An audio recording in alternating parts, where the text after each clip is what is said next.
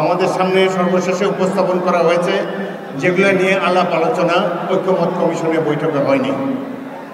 একটি রাজনৈতিক দল, আরও কয়েকটি রাজনৈতিক দল উচ্চকক্ষে তারা প্রপোর্শনাল রিপ্রেজেন্টেশন চায়।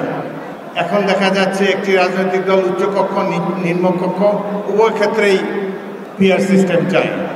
এইভাবে নির্বাচনকে কেন বাধাগ্রস্ত করার চেষ্টা হচ্ছে এটি আমরা বুঝতে অক্ষম। যাই হোক, আমাদের মহাসচিব অন্যান্য নেতৃবৃন্দ বলবেন, আজকের এই দিনে আমার মনে হয় যে আমাদের সবাইকে গণতন্ত্রের প্রতি আরও আস্থাশীল হতে হবে। ফেব্রুয়ারিতে যখন নির্বাচন হবে, যারা জনগণের নির্বাচিত প্রতিনিধি হবেন তাদের উপরে আস্থা রাখা প্রয়োজন। তাদেরকে আগে থেকে তাদের উপরে কোনো কিছু চাপিয়ে দেওয়ার কোনো প্রয়োজন নাই। জাতীয় সংসদে যারা নির্বাচিত হয়ে আসবেন তারাই এই দেশের জনগণের প্রতিনিধি, তাদের উপরে আস্থা রাখা উচিত সবারই। আরেকটি কথা হলো, ভারতে বসে মাফিয়া নেত্রী নির্বাচন বাধাগ্রস্ত করার জন্য অনেক সন্ত্রাসী কার্যক্রম আগামী দিনে পরিচালনা করবেন। নানান ধরনের আহ্বান জানানো হবে। এদের কোনো দেশ নাই, দেশপ্রেম নাই।